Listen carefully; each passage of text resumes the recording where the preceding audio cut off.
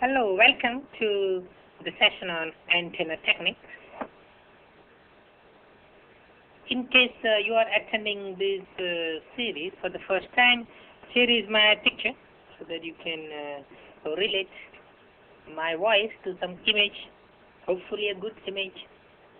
Okay, before we get started, if you could please participate in a couple of polls and give me some information here. And we appreciate your active participation in the series. So feel free to submit your questions through the questions box. Okay. And I will periodically ask additional questions other than this kind of polls. And please respond to those questions by typing in your answer again in the questions box. So please maximize the use of questions box. We'll have 2 short breaks, 10-minute breaks, and once we come back from those breaks, we will give you an opportunity to ask questions using the audio bridge. So if you prefer that medium, then feel free to ask questions using the audio bridge. Okay, so about 50% system test integration, about 30% customer support, and some systems engineering. Okay, very good. Your answer to this question will help me decide the degree of details I should provide. So 30 seconds for this one also.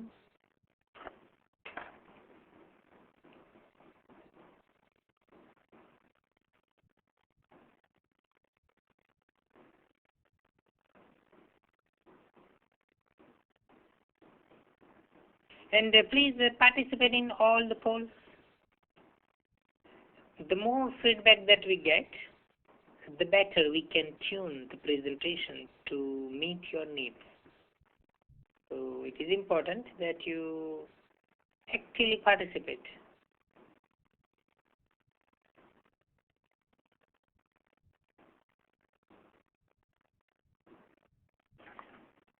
Okay.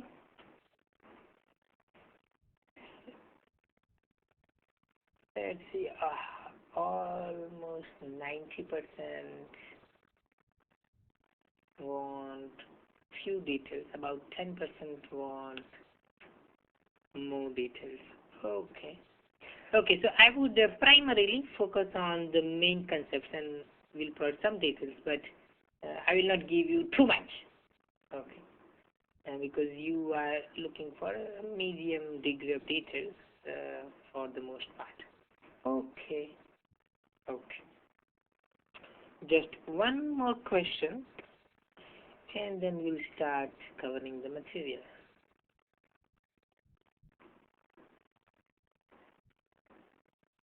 Your response here will tell me how we should correlate LTE with the background that you may have.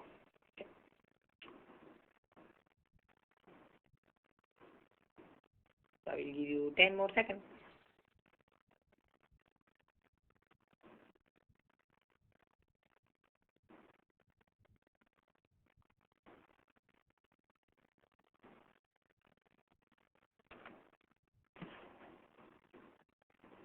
Okay, so primarily LTE and 1x1x video. Okay, thank you. If you have attended one of our previous sessions, then you know that we have a list of acronyms included within the PDF file itself for your convenience, and we also have a separate PDF file that has acronyms for the entire series. So if you wish, you can also get the copy of that. But of course, I'm here. If you have any questions, you want to know any full names or whatever, just submit your question. No limit on the number of questions that you can ask. So no need to be shy. Okay. Just go ahead and ask your question. Okay, this is what we wish to accomplish today. Okay. The examples of antenna techniques that we use in LTE. How do we differentiate between transmit diversity and receive diversity? LTE utilizes something called cyclic delay diversity. So what is that? What is the motivation behind this kind of cyclic delay diversity? How do we differentiate between beamforming and spatial multiplexing? Spatial multiplexing is also known as MIMO, multiple input, multiple output. Then you should be able to contrast single user MIMO with multi-user MIMO. Single user MIMO is the basic form of spatial multiplexing, and the multi-user MIMO is also known as SDMA, spatial division multiple access.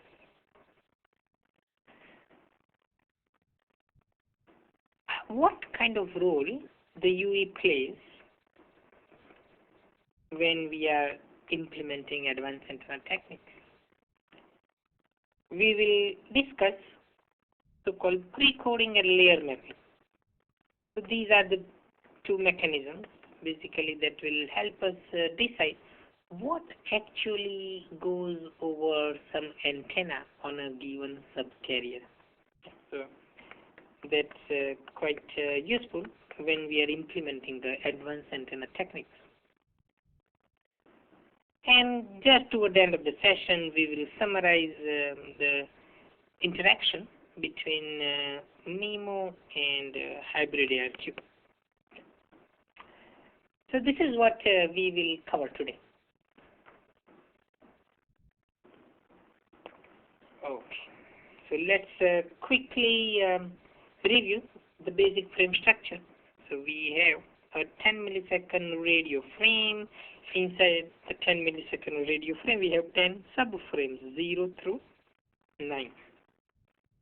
So that will make our subframe 1 millisecond long. We divide the subframe into two slots, okay. Time slot 1 and 2.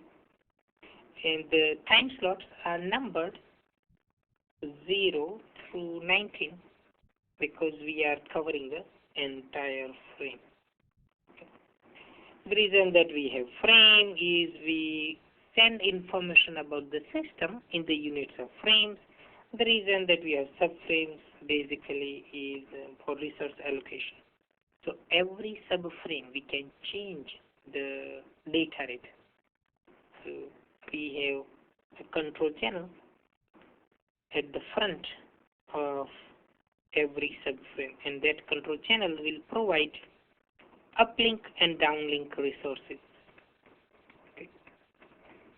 So in case of advanced antenna techniques, we will tell the terminal that, oh, we will send you data using transmit diversity technique, or we will send you data using spatial multiplexing technique, something like that. So control channel, formally PDCCH, physical downlink control channel, will allocate the resources. So why do we have slots? After power on, the UE will synchronize with the system using the slot structure, and also slot and subframe together help us implement frequency hopping. Okay. And very quickly, what we actually allocate to the users is resource block, and one resource block would consist of a dozen subcarriers for the duration of a slot. So in a slot, if you are using short cyclic prefix, you will have 7 OFDM symbols. If you are using long cyclic prefix extended, you will have 6 OFDM symbols. Do you remember approximately how long the symbol time is? Symbol time, OFDM symbol time, or modulation symbol time in LTE? How many microseconds? if you're thinking about, okay, looks like we got a lot of answers. Okay, let's see. Okay, okay, very good. 66 microseconds. Okay, 66 microseconds. So 66 microseconds is the useful symbol time. And the reason for that is we have subcarrier spacing that is always 15 kilohertz. 1 divided by 15 kilohertz, you will get 66 microseconds. And you can add to that cyclic prefix. So if you add about 5 microseconds of cyclic prefix, you will get 71. That's why 71 microseconds multiplied by 7 symbols, you will get half millisecond. So that's why in one slot, here to here, you have 7 OFDM symbols. Okay. So a resource block would contain a dozen subcarriers for the duration of the slot. So when we allocate resources, we allocate minimum of 2 resource blocks. So one resource block would be in one slot, another resource block in another slot. And this is our subframe. So the allocation is specified for first slot. And there is an implicit relationship between first slot and second slot resource block. So UE will automatically get the second resource block, even though we are just specifying the allocation for the first slot. In any case, the minimum allocation is 2 resource blocks in a subframe. And this is basically telling us that when you allocate one resource block, the UE has the capability of sending out 12 times 7, approximately 84 modulation symbols, because one subcarrier carries one modulation symbol here. This is one modulation symbol. This is another modulation symbol, and so on. One subcarrier carries one modulation symbol during that tiny 66 microsecond time. Okay. Now that we have refreshed our memory regarding the basic structure, let's see what antenna techniques we are supporting. So there are 3 basic classes of antenna techniques. One is diversity, transmit and receive diversity. Another one, spatial multiplexing. And one more class of techniques, the beamforming technique. Here we are giving you examples of the diversity techniques that we support in LTE. So we have so-called cyclic tilde diversity, space frequency block coding, and frequency switch time diversity, antenna selection. From the spatial multiplexing perspective, we have traditional single user MIMO, and we have beamformed MIMO also. So rather than having pure beamforming, we have in LTE beamforming along with the MIMO technique. So beamforming. So there will be some sort of pre-coding that will help us form some sort of beam. Okay.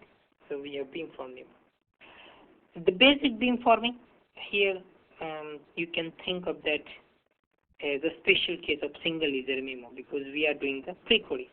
However, we have one more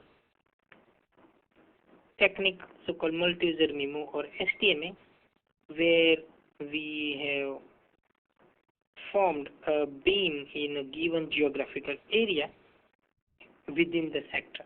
Okay, so if I have a 120-degree sector or cell, I will form, let's say, one beam here and another beam here. So that STMA beam will also be discussed. Okay. So as we go through the session material, we will learn about all these techniques one by one. And I will try to keep it at a medium degree of detail. Okay. Here is the motivation why we should go for these advanced antenna techniques. We are summarizing all potential benefits.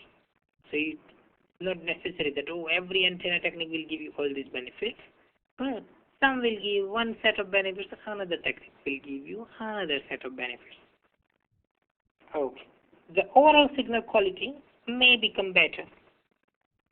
So when you have diversity technique, when you have some sort of beamforming technique, then you have a little better overall signal quality. When you are able to form a beam, then the overall power consumption may go down because our signal energy is quite high when we focus beam.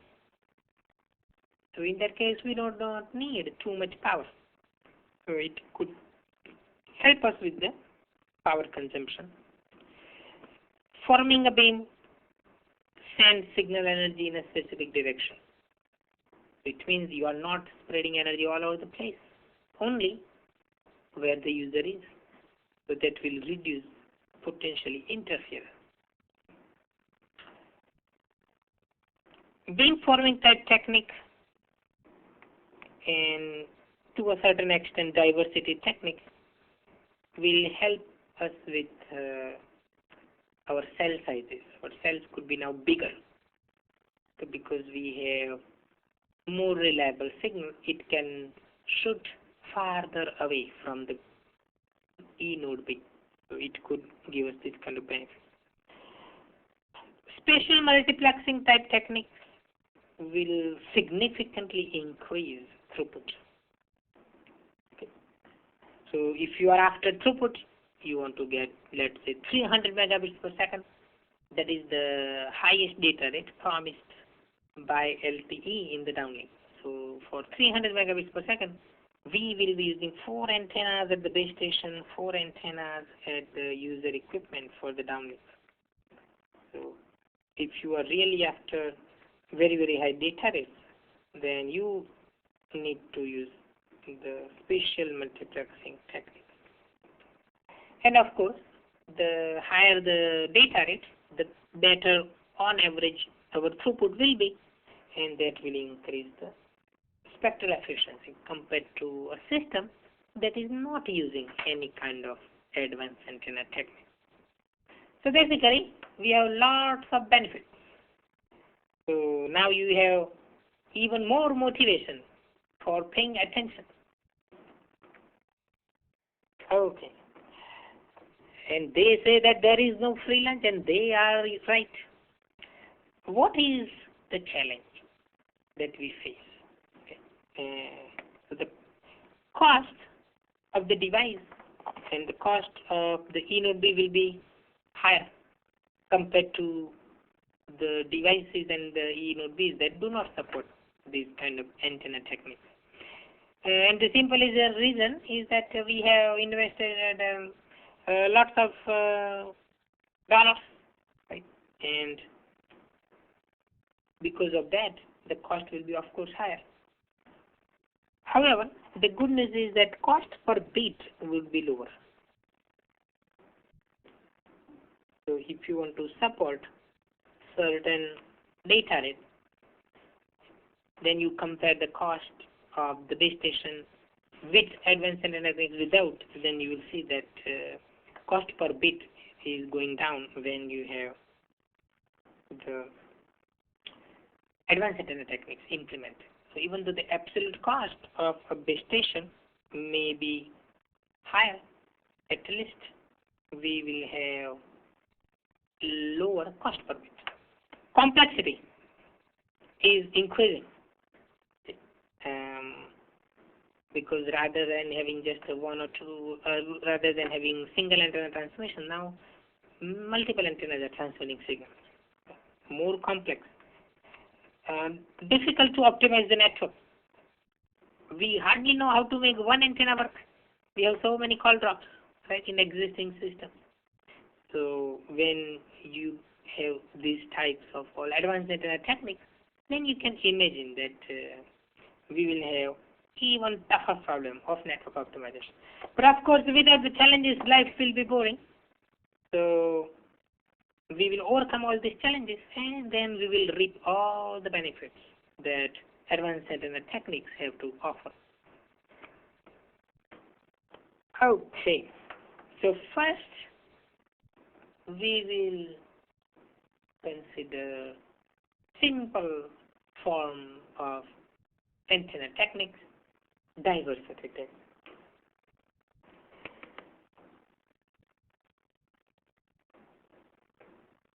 Okay, now let's see. Okay, so we have a receive diversity. Receive diversity means we have multiple receive antennas.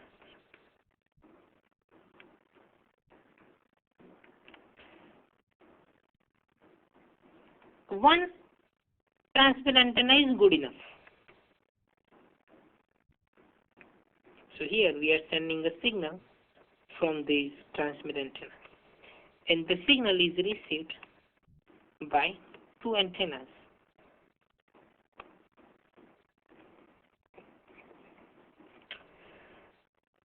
And now what will happen? We'll have different fading on different antennas.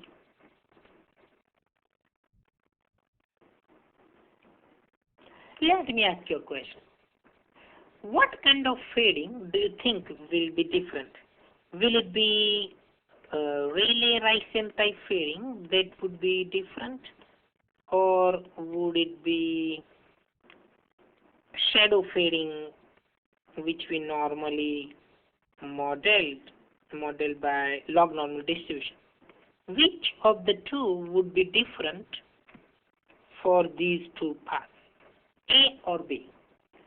Relay Rayson type short-term fading or shadow fading type long-term fading, A or B? Which kind of fading will be different for two paths? Okay, I got one answer.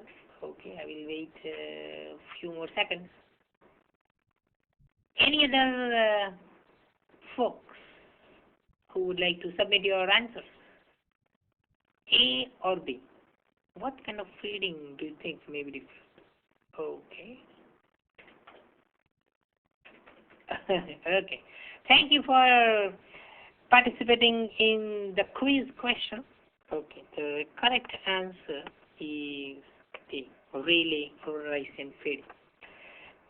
Shadow fading or a long-term fading, that is primarily based on the topology. Okay. So whatever environment we are in, rural, suburban, something like that, right? Both these propagation paths will typically see the same environment. If there are buildings in between, then both of them will probably see the same environment, because if you look at the distance between these antennas is quite short. So if you have significant variations in the signal strength for short distances, then those variations are due to the relay or Rayson fading. Okay. So in case of that, your signal will suddenly go much weaker, maybe by 20, 30 dB.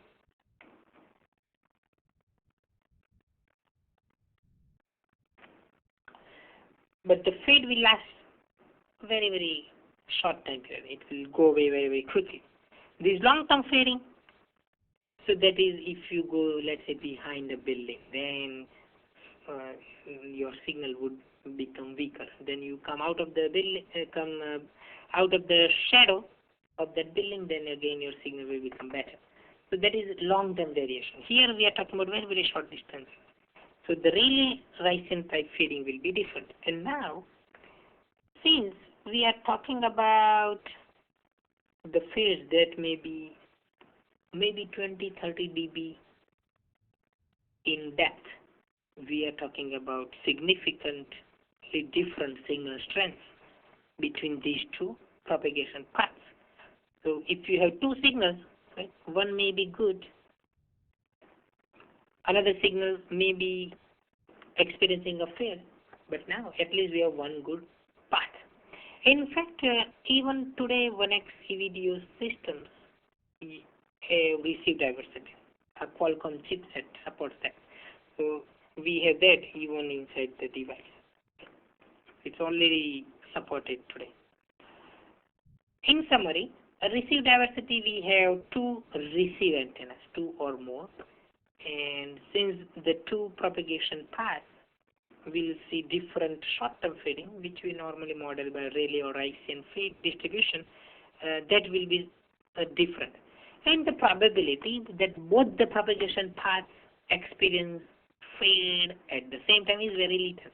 Okay? So that's why this will give us pretty good signal. So the main idea here is it will increase the reliability. That is the main reason why we are interested in diversity technique. It is simple and yet it is reliable. Okay. So those are some of the benefits of diversity technique. So receive diversity has multiple receive antennas. Now let's talk about the transmit diversity. Transmit diversity, basically we have multiple transmit antennas.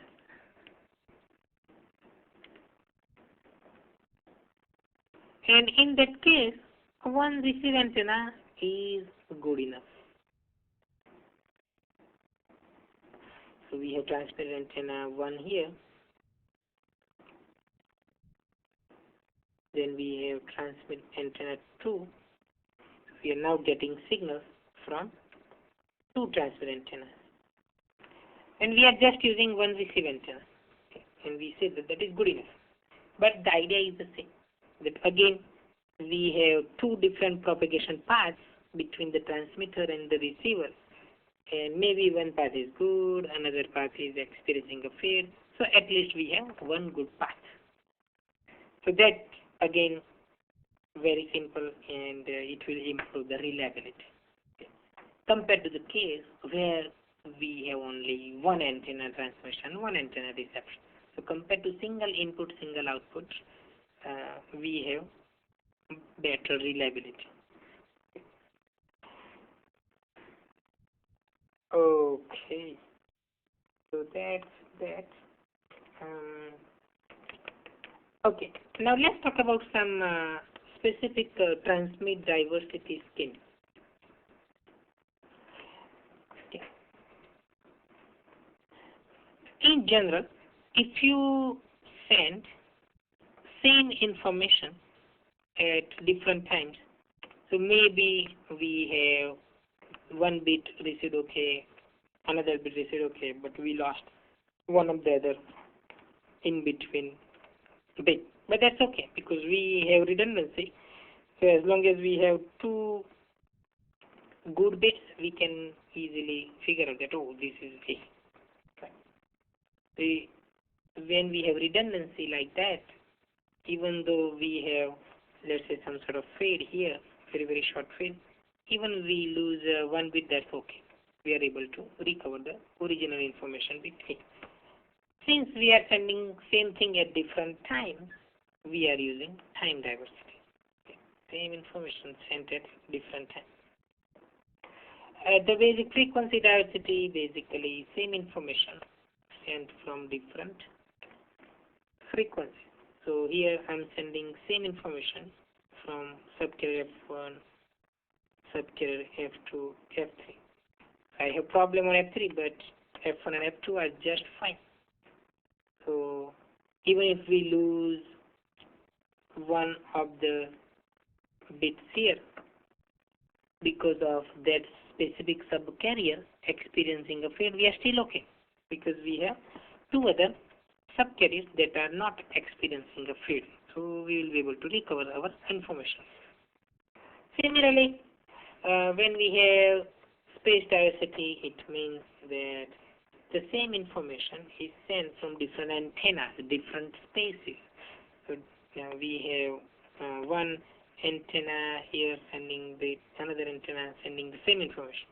So if the environment is pretty good here between antenna 1 and the mobile device, however, the other propagation path is temporarily experiencing a problem, still okay, because we got one antenna path that is pretty good. So whenever you are using different antennas to send same information, then we are exploiting the space diversity. So those are some basic diversity schemes. And now we will start looking at what is specifically available in LTE. In LTE, we have some variation of time diversity. This is CDD. So this is close to, it is some form of time diversity.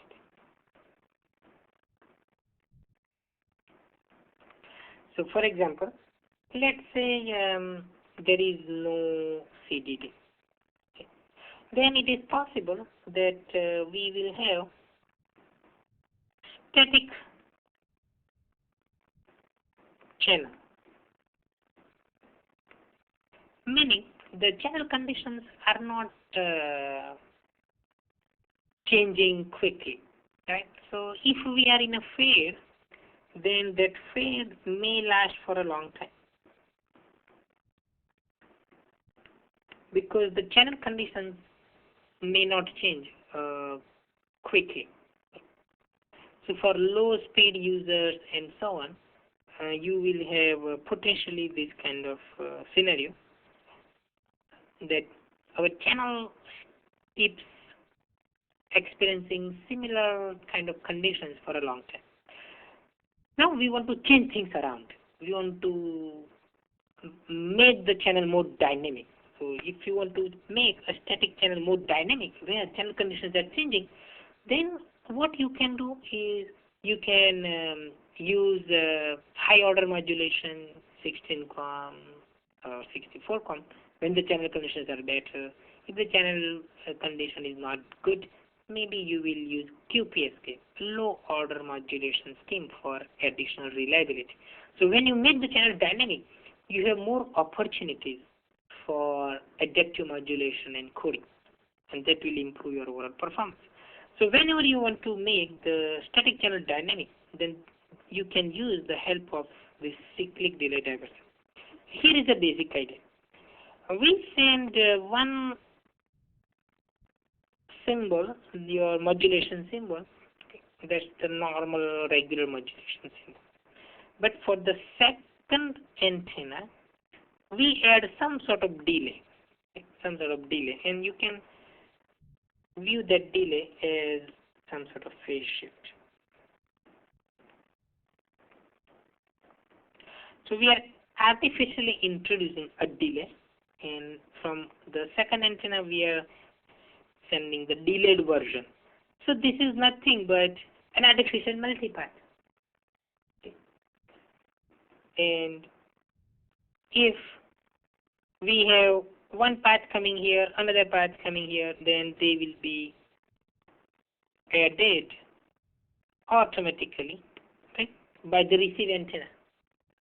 And in that case, we have variations in signal strength. Okay. So rather than we experiencing similar channel conditions, now the channel conditions will be more dynamic. So sometimes we have a fade, sometimes no fade, etc. Now we have a question that will this be sort of out of order or the delay so small? Okay. Now these multipaths, as you may recall from one of the previous sessions, if it is very short, then we have the cyclic prefix, right, that will take care of the intersymbol interference. But here we are talking about relatively large changes. Now think of this as your local scattering. So let me give an example.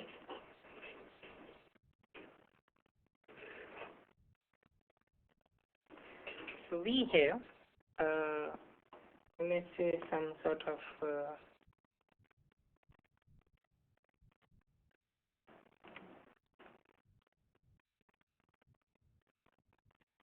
oh, so here is a mobile device, user equipment, and then we have some signals coming from all over the place. Okay, so maybe there is some wall here, right? Some window here, right? Glass window and some other structure, painting or whatever. Okay, and now this is all local scattering. So the signals are coming from all of the places, right? And that will make the overall signal, right, quite dynamic. So it will vary significantly as a function of these multipliers. So that's what we are trying to do. Now the phase shift I could be completely, let's say, out of phase. So when we transmit the signal, one may be like that, another signal that we transmit, it may be just something like that. Transmit and one, transmit. So if you extend that, it would look like that. But that is at the transmitter. At the transmitter. However, at the receiver, then both of them may become in phase because we have this kind of scattering effect, and they may add in phase. We cannot control whether we will have overall lower signal strength, received signal strength, or a larger signal strength. That we cannot 100% control, but we are not worried about that. We just want to disturb the channel. We want to introduce variations in the channel. And when we do that, sometimes signal will become worse than what we would have experienced without introducing the artificial multiplier. And sometimes it will become better. You never know. But the idea is that since we are changing the channel conditions, then whenever the channel is better, whenever the signal strength is better, we will schedule that user. So we will send data to that user. But sometimes, because we have added the multipath, then we have weaker signal. Okay. So in that case, compared to the no CDD case, right, we are now experiencing worse channel conditions. But we are okay with that because we will not schedule the user at that time. So in summary, we are changing the channel conditions. So we are making the static channel a dynamic channel.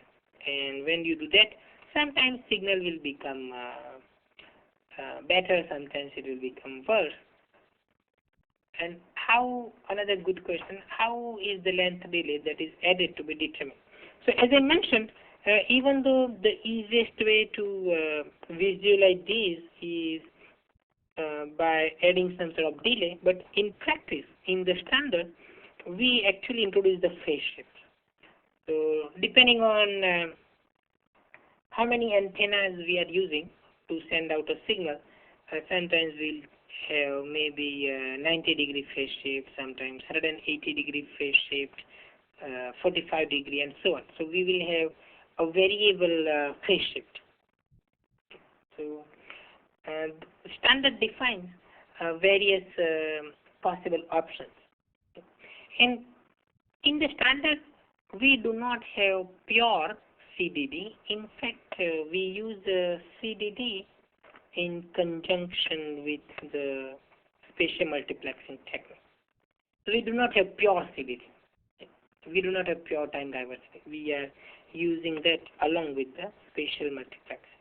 So when we are sending, let's say, data from two antennas, right, Then one way is no CDD at all.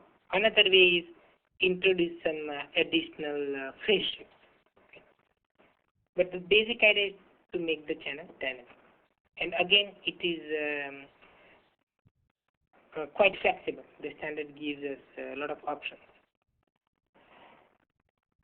But those options are predefined.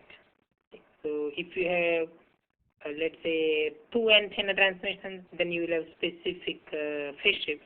If you have 4 antenna transmissions, you will have specific phase shift. So for a given number of transfer antennas, the delay is predetermined, defined by the standard. Okay. And if you are interested in additional details, just let me know, and I will show some diagram from the standard. Okay. Thanks for your questions. Keep your questions coming. Okay. So we could use CDD, or we say, oh, we do not want to use CDD. Cyclic delay diversity is also called cyclic shift diversity. But as I said earlier, we do not have pure CDD. We use that along with the MIMO technique, spatial multiplexing technique. But the basic idea is that we have some sort of phase shift, so some sort of delay, and since we are introducing artificial multipaths, we have variations in the channel. So rather than having a static channel, now we have a dynamic channel.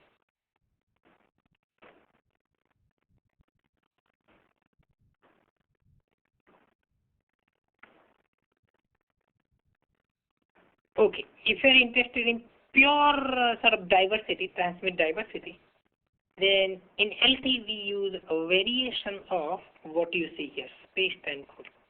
Okay, and that space-time coding often is referred to as LMOT coding. So we have this technique being used in WiMAX. In LTE we will use variation of that, which I will explain you next. But here is the basic idea. There are 2 components. We have space and time. So we are exploiting not only the space diversity, but also the time diversity. So let's see how we do that. Look at these information bit A. In practice, it's a modulation symbol, but let's say bit A. We are sending that from antenna 1. And we are sending the same information from antenna 2. Whenever you use different antennas to send the same information, we are exploiting the space diversity. So maybe this signal path is good, maybe this signal path is not good, so at least we have one good path. That's the benefit of space diversity. Time diversity means same information is sent at different times. If you observe this A, we send at time instant T1, same information is sent at another time instant T2. And whenever you use same information at different times, you are exploiting the time diversity. Because at some point, maybe there is a fail, at another time instant, maybe there is no fail. Okay? Because the channel is quite dynamic.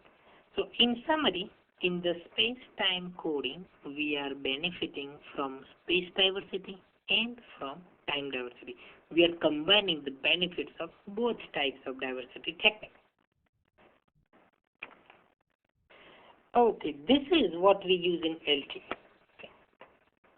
So in LTE, we have space frequency block code.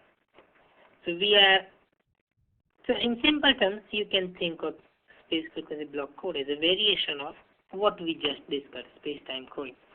So 2 components here. We have space diversity and we have frequency diversity. Space diversity. So let's look at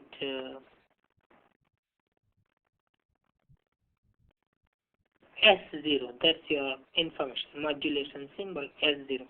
So we are sending that from one antenna we are also sending that symbol 0 from antenna 2. Same information as 0 is being sent from two different antennas. That's why we say that we have space diversity. Similarly, we have this information, let's say S1 modulation symbol. We send that on subcarrier F2. Same information S1 is sent on F1. And whenever you use different subcarriers, different frequencies to send the same information, you are exploiting the frequency diversity. Okay. So in summary, in space frequency block coding, we are sending same information from different spaces, different antennas, and we are sending same information from different subcarriers, different frequencies. So we are combining the benefits of space diversity and frequency diversity.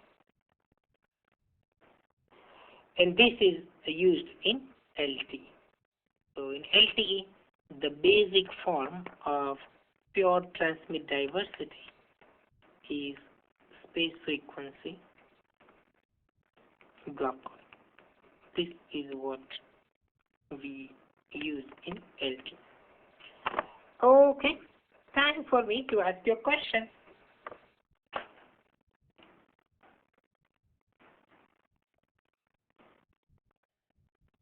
Yeah, so this is like a short-term memory test. We just covered space frequency block code. So let's see whether that part of your brain is working or not.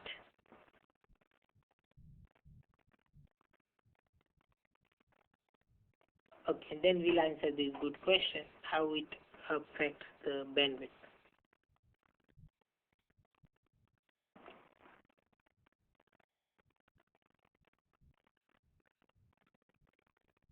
And again, we appreciate and we welcome your questions. So keep sending your questions.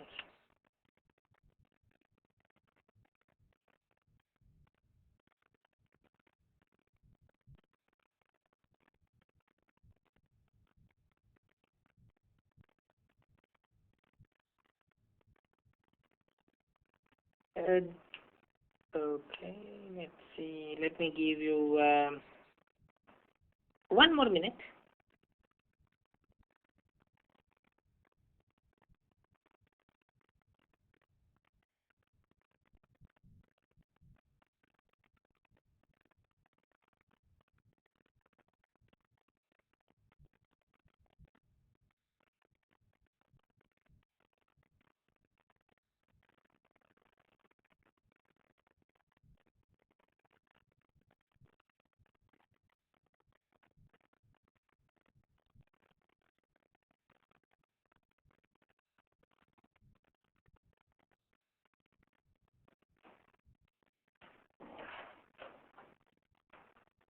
Okay, let's okay. Maybe okay. So let's share the results. Okay. 75% correct answers. Space frequency block coding, right? So we are exploiting space diversity and we are exploiting frequency diversity. Space diversity means same information from different spaces, different antennas. Okay. And frequency diversity means same information from different frequencies, different subcarriers. So the last one says the same information we send from different antennas, we send same information from different subcarriers. So that is the best possible answer. Some folks chose different times and different antennas. That would be space-time coding. Okay? Space-time coding, because at different times, meaning time diversity. But here we are talking about different frequencies and different antennas. Okay, we got a very good question. How this FFBC affects the bandwidth? Okay, so Here is the basic idea. Let's say there is no diversity, no SFPC. Then normally what we do is the following. At time t1, let's say some modulation symbol period, we are sending out on one subcarrier, we are sending out one modulation symbol, right? And if you go to another time instant, another modulation symbol. Okay. That is the normal, your single input, single output. And by the way, okay, when you hear this kind of term, let's say single input, single output, basically this input refers to the number, it refers to the transmit antenna, and output refers to the receive antenna. So when you say you have single input, meaning you have one transmit antenna, and single output, meaning single receive antenna. That's the meaning of that. Okay. So that's the regular scenario. Now, when you have SFPC, then during a given time period, we are sending on F1, we are sending some modulation symbol as 0, and this is antenna 1, antenna 2 is using the same subcarrier, okay, and we are using some structure, some form of the modulation symbol.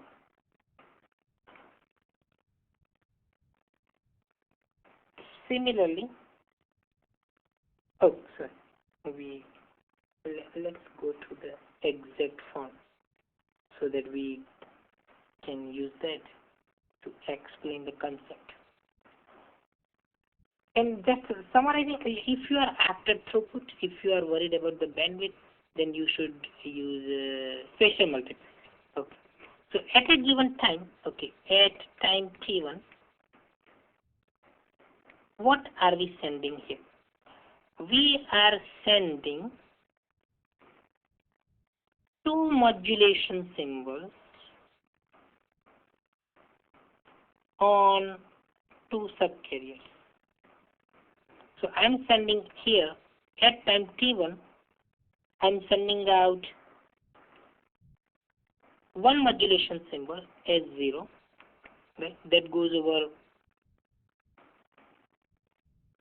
subcarrier F1, and another antenna is sending out another modulation symbol minus S1 star. This is complex conjugate. Okay. This is okay. S star is complex conjugate of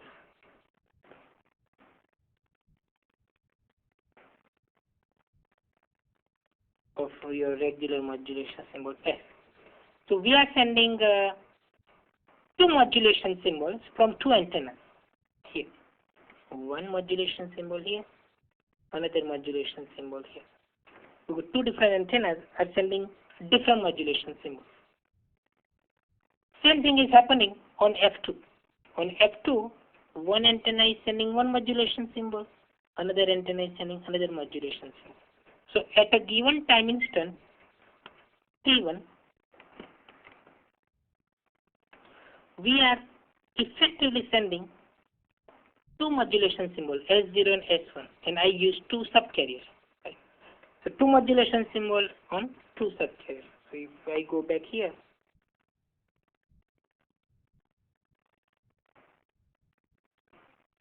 let me just summarize, because I wanted to show the exact structure. So we are sending now two modulation symbols on two subcarriers. So effectively, we have just one modulation symbol that I send on a subcarrier. So that would be the same as the case of no diversity. That if I have one subcarrier, I'm sending one modulation. So SFBC and no SFBC, both will require same bandwidth. So we are not using more bandwidth because we are using another dimension, space dimension. So we are not occupying additional subcarriers. So that's the summary in this first equation. The same bandwidth. We are not occupying more bandwidth. We are using multiple antennas to create another resource dimension. Okay. So in summary, the SFBC kind of technique, it is not giving you much higher throughput because you are still sending one modulation symbol per subcarrier, but we are increasing the reliability. So SFBC is to increase reliability because we have now space diversity and frequency diversity. We are not sending more modulation symbols. It's the same as the case of no diversity. Right? So from that perspective, we are not gaining much throughput, but what we are gaining is here reliability. That's what we are after, reliability. Thank you for a question.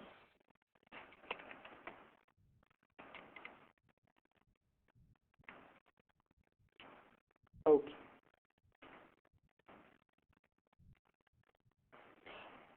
So keep your questions coming. Then we covered that. Okay, the next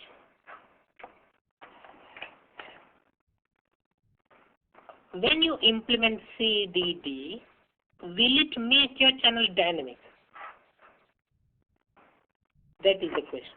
When you implement CDD, will it make your channel dynamic or it will just stay static? Should be easy, true or false. No fuzzy logic, just binary, 1 or 0.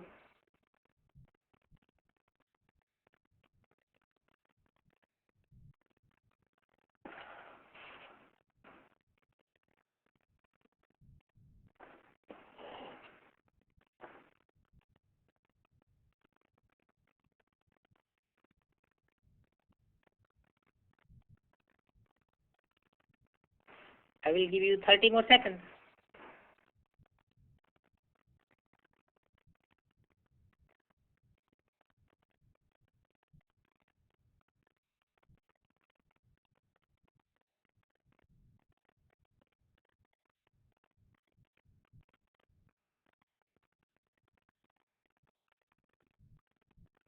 Yeah, when we had President Bush, fuzzy logic was quite popular. We had fuzzy math.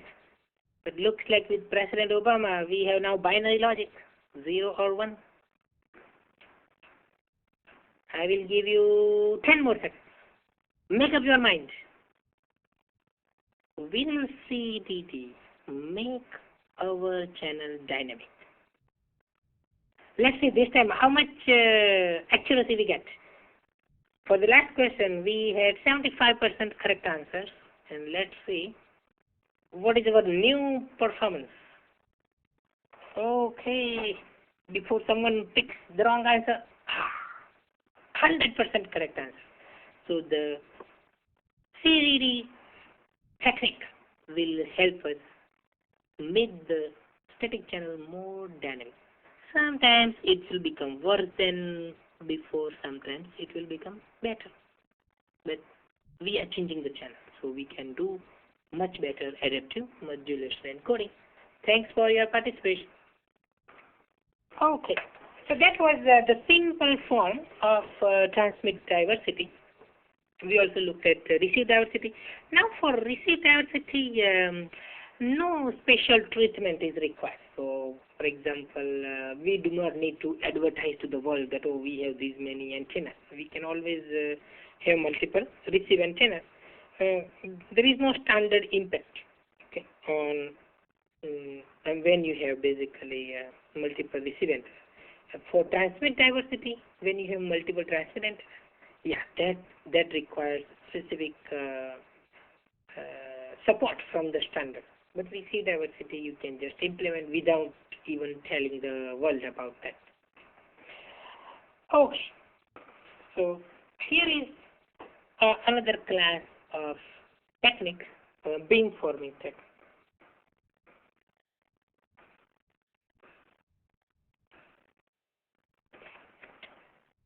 In a traditional sectorization scenario, we have sector or cell alpha, beta, gamma. So whether the user is here or here or here, it doesn't matter. The energy for that user is spread all over the 120-degree region. Call it cell, call it sector.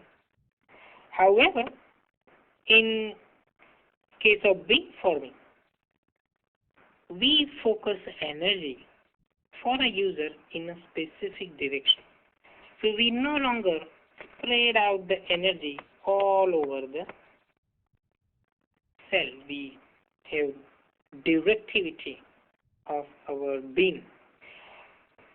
In the regular traditional sectorization case, very little energy reaches the intended user.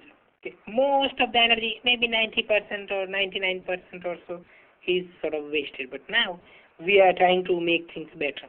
Okay. We are focusing energy in this direction, for example. And think of that like a flashlight, right? So when you have a flashlight, the light is being focused in a specific direction. So that will give you much better range for your cell site compared to the traditional sectorization. And also this will increase your signal to interference ratio because the signal is so much larger now compared to the non-beamforming case. Okay, and we got one question. Is receive antenna always at the UE or it can be in the uplink? Both ways.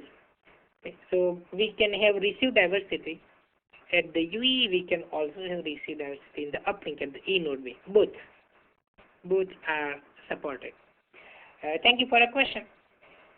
This is the idea. But in beamforming, we want to focus energy in a specific direction. Now, how can we focus energy in a specific direction? So here is the idea. Let's say I have a signal, a waveform like this, and I have another signal. I just copy that, and then I will add them up. Add those signals.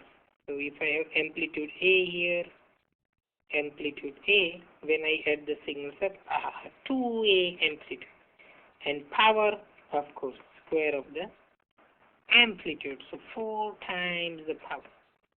So rather than having just one signal, that would give me power A square. If I form a beam like that, if I have somehow found a way of making sure that signals will always be added in phase, then I would have much larger power, 4 times the power of a single antenna, single input, single output case. So that is the beauty of forming this kind of beam, that if you somehow make sure that we have in phase signals at the receiver, we will have much larger signal power. That's how we create a beam. On the other hand, if we mess up, then we may even have out of phase signals. So a signal here is a regular signal, and then I'm changing the phase by 180 degrees. So if at the receiver I have out of phase signal, then this plus and this minus will cancel out. This plus minus will cancel out, and now where is my signal? It has completely disappeared, gone with the wind. So the idea is, whenever you want to form a beam, make sure that at the receiver we have in-phase signals. That is the trick. Okay, so here is how to construct a beam. This specific example, let's see what we can do. Okay, this is an example of transmit beamforming. Transmit beamforming means that we play with the phase of the signals at the transmitter.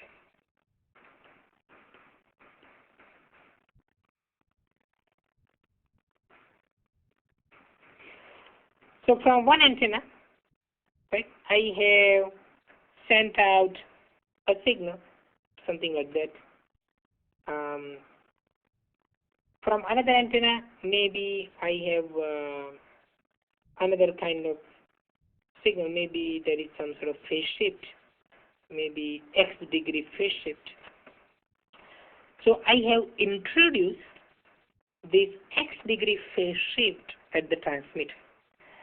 And by the time the signals reach the receiver, right, hopefully they are now in phase. Okay. And when the signals are in phase at the receiver, then, as I mentioned earlier, we'll have much larger power because the signal is now twice as much in amplitude and 4 times the power of the regular one antenna signal. Now the question is, how do we know whether we should have X degree phase shift or Y degree phase shift or Z degree? Because if you do not use the correct phase shift, then we may have even out of phase signals, and then we'll even lose the signal. So the idea is for the UE to send a report to the base station that, okay, give me the 2 signals that have X degree phase shift difference. Okay. So then the E node B knows what kind of phase shift to introduce. If the UE says, oh, give me a signal that has Y degree phase shift between them, then the E node B will introduce Y degree phase shift. So we have feedback from the UE. So we are not doing all these things blindly. We use UE feedback to figure out what kind of phase shift we should introduce. Okay. So that is the beamforming tactic. In LTE, we do not have pure beamforming. We just use beamforming in conjunction with MIMO technique or spatial multiplexing technique. And that's our next topic, how spatial multiplexing works. Okay, but before we do that, let's take a short break. And once we come back from the 10-minute break, we will give you an opportunity to ask questions using the audio bridge. So while you're on a break, think about the questions.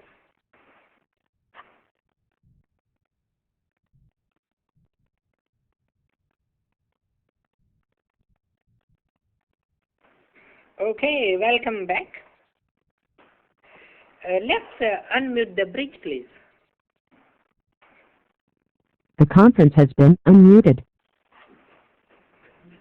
So here is your opportunity to ask a question using the audio bridge. Any questions? Yes, I have a question. Yes, please.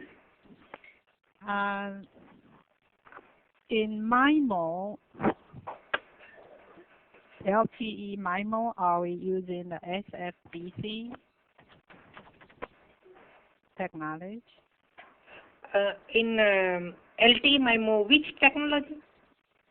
You mentioned the SFBC. Oh, yes, correct. Yeah, SFBC. Yes, that is the transmit diversity scheme that we use in LTE. That is correct.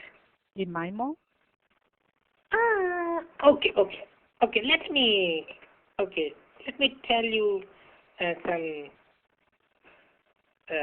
disclaimer type stuff. See, people use this term MIMO differently, okay, depending on which standard we are talking about and the preference of the folks. So in general, if you just see MIMO, okay, have you worked on WiMAX? I work on LTE trial right now. Okay. Because in WiMAX, they use the term MIMO, but that could mean either MIMO transmit diversity, or it could be the regular MIMO, let's say spatial multiplexing. Okay. Normally, I use the term this MIMO when I mean spatial multiplexing, but some folks will say that, oh, we have MIMO, but that is transmit diversity. Specifically in WiMAX, we have STC.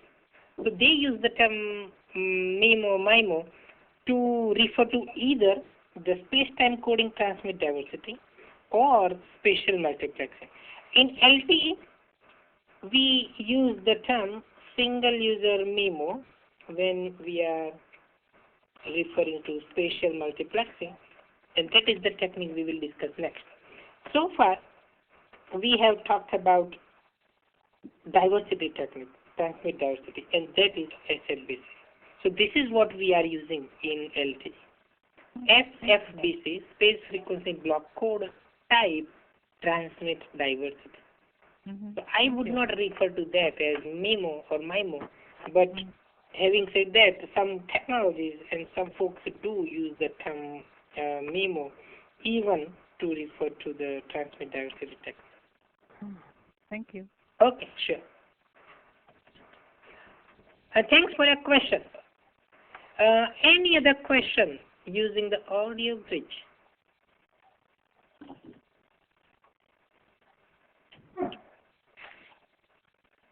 Such opportunities do not come your way too frequently.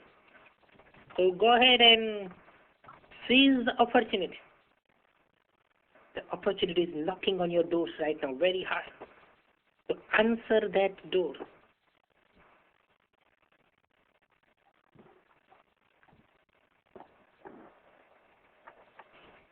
Anyone who wants to open that door?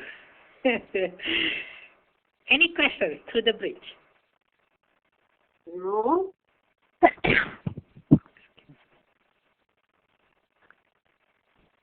Not a question, but some other kind of sound. But any other question?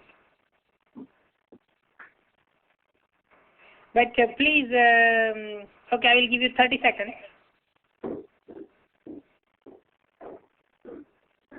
And then you have to wait for at least 1 hour before you get this kind of opportunity again.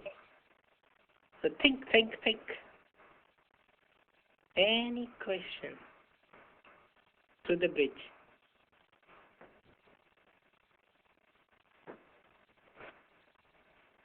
Oh, we got one question.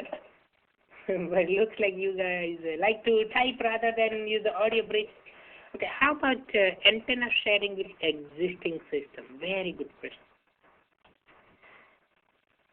I believe that we really need separate, distinct antennas, because the reason for that is to implement all these spatial multiplexing type techniques, and I have heard that initial deployments are likely to use at least 2x2 MIMO.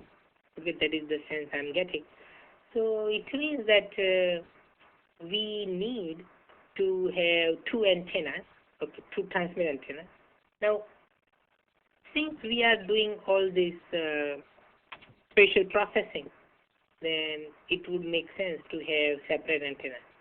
Right now, our antennas are 900 megahertz antennas, 1900. That's where we have deployed. And normally, this LTE deployment in the US, for example, would occur at 700 megahertz. So you need another antenna system anyway. and if you get a new antenna system, then you can get good deals, good bargaining power from the antenna vendor, and then you will be able to support these advanced antenna techniques. So I think that for all practical purposes, we would need a separate, distinct antenna system. So frequency is one aspect of that, carrier frequency, and another aspect is that you would need certain cables and things like that. So why not get new antenna? So normally, I would tend to believe that we will have separate, distinct antennas. So antenna sharing, I don't think is a viable option. What about that? Because most of this LTE deployment will be co-locate. If we not using antenna sharing, then we may have a problem of space for the new antenna. Yeah, that is a very good point. Very good point. Now, what I have heard is that by talking to some antenna vendors is for MIMO type techniques, let's say we need two antennas, right? So rather than having space diversity, we would rely on, let's say, polarization type diversity. So one, if you put just one radome inside that antenna radome or antenna casing, you would have actually two distinct antennas, okay, or two sets of antenna elements. So then you do not need too many new antennas. You will be okay with just one new antenna that will have two sets of antenna elements inside. So that will help you with 2x2 MIMO type technique. So even though it will require new antenna, at least will not require too much space. In general, if you say that, oh, you must use the existing antenna system, then you have to, in any case, have a second antenna with the antenna cable running, right? And you need to do that anyway. So why not get a brand new antenna that is working well, or that is intended to work well at 700 megahertz, for example, and you already have sort of new hardware, right, with polarization built in. So there are all kinds of benefits you have when you have new antennas. Sharing, if you must, then you will have to struggle with support for specific carrier frequency and having additional cabling and so on. So I do understand your concern, but I think for all practical purposes, we are looking at new antenna. But thanks for your question.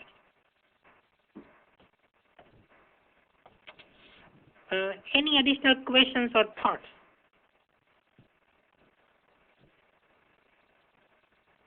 When we buy antennas, they work on specific bands, right? So if you have 700 megahertz antenna, right, then it will work at 700 megahertz. If you get multi-band antenna, then that is the way it is designed, right? Because the antenna length would determine the frequency that it will operate at. So for example, if I have this antenna length, then this is lambda by 2. Okay.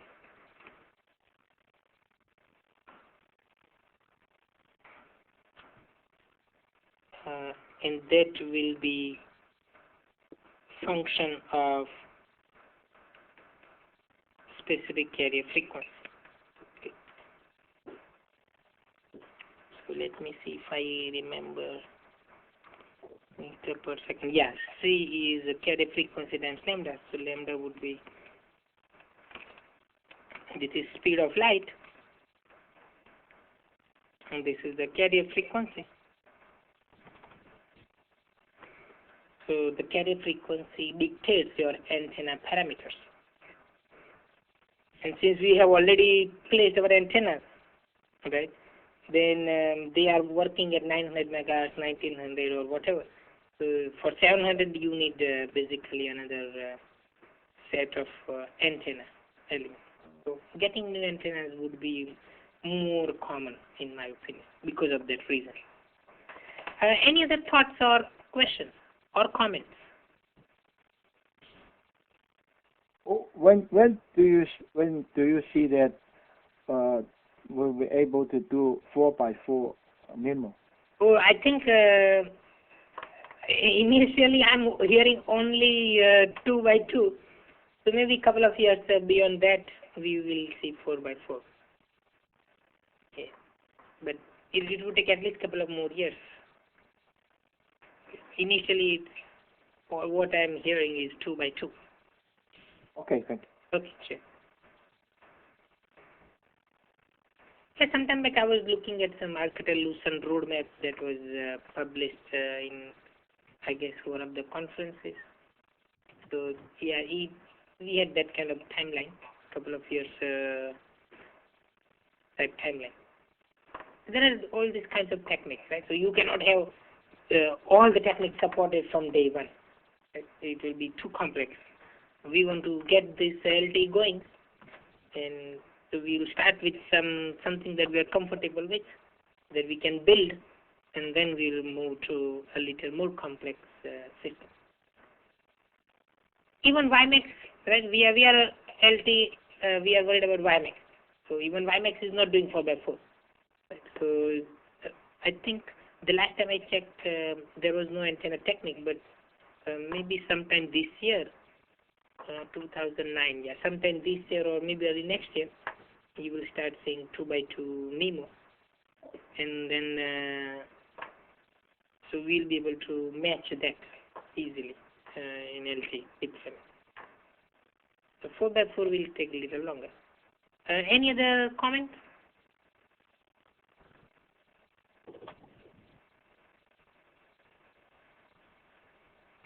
Okay. So please keep sending your questions through the questions box in live meeting. And now we'll mute the bridge and go back to the presentation. Again, thank The you. conference has been muted. Okay.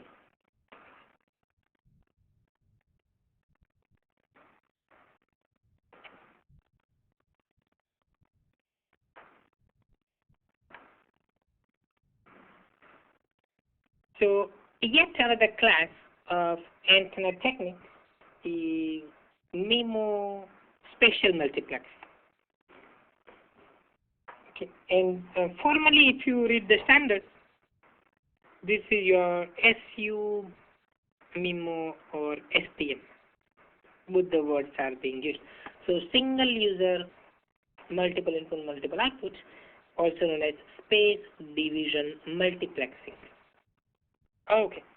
So multiple input, multiple output, and as I said earlier, multiple input means multiple transmit antennas, and multiple output means multiple receive antennas. So if someone says that I have 2x4 downlink MIMO,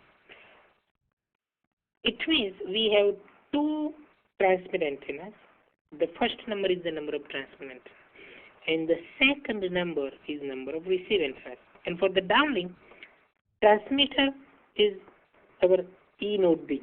Okay, so E node B has two transmit antennas, 1 and 2. And in the downlink, who is the receiver? Our user equipment. And we have how many receive antennas? 4. 1, 2, 3, and 4. So now we have 2x4 MIMO system. So two antennas are transmitting signals from the E node B, and 4 antennas at the UE are receiving those signals. So those are all the paths that we have between the transmitter and the receiver. So 2 times 4, we have a total of 8 paths, 8 distinct propagation paths between the transmitter and the receiver. So I always mention the direction, because if you do not include the direction downlink coupling, then we have no idea of where we have the transmit antennas and where we have the receive antenna. Okay.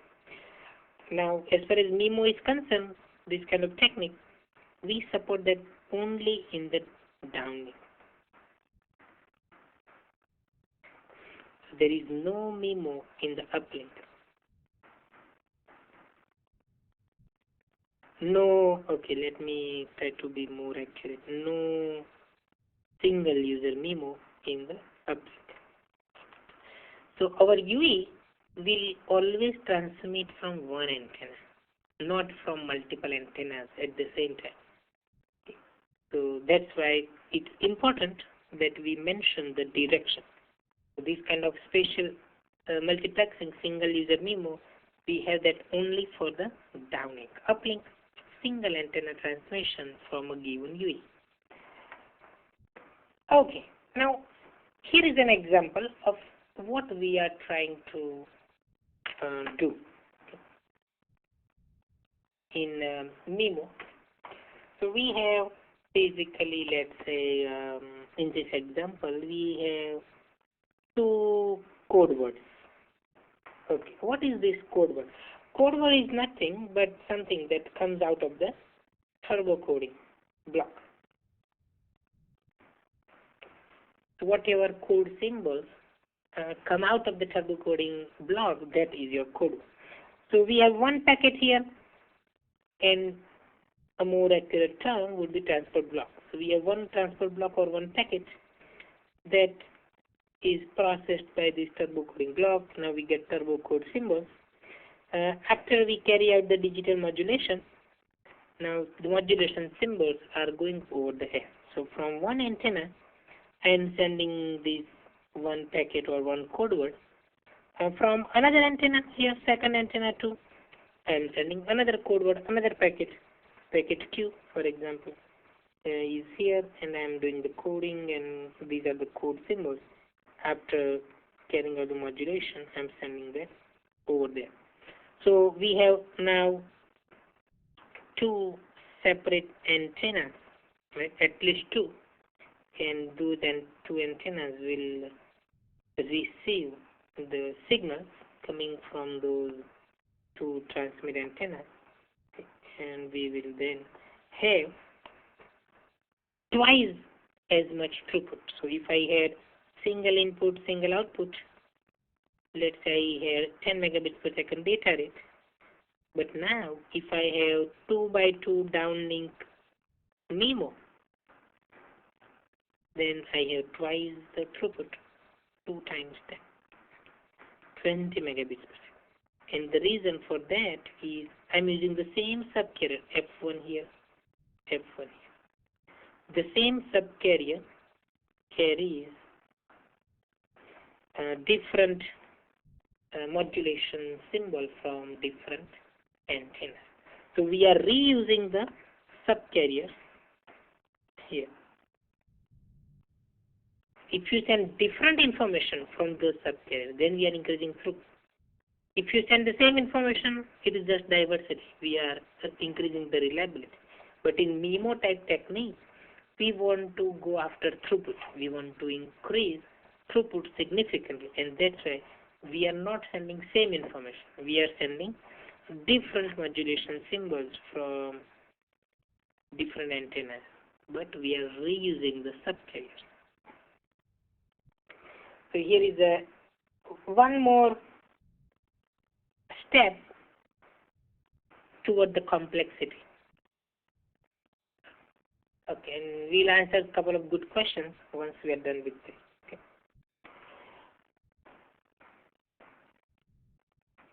So in terms of complexity, this would be the most complex. SDMS, Space Division Multiplexers, also known as multi-user MIMO. Okay, so here is the basic idea behind the Space Spatial Division Multiplex. I have one user here with 100 subcarriers, let's say F1 through F100. I'm able to get 10 megabits per second data rate. In the same sector, same cell, I have another user, and I am reusing the subcarrier. Same set of 100 subcarriers, 1 through 100 I am giving to another user. So let's say this user gets 10 megabits, so I get 10 times 2, 20 megabits per second throughput in the sector or cell. So I am able to double the throughput by reusing the subcarrier. If there is no SPMA, then within a sector, if I had 2 users, one user I would give one set of subcarriers, let's say F1 through F100. Another user I would give another set of subcarriers because I need to maintain orthogonality. However, in SPMA, we are separating the users in space. That's why the name space division multiple access. We are reusing the same subcarrier, 1 through 100 here and 1 through 100 here, identical subcarriers. So the only way to separate those users is through space. So that's why we have formed one beam in the direction of one user, another beam in the direction of another user. Okay.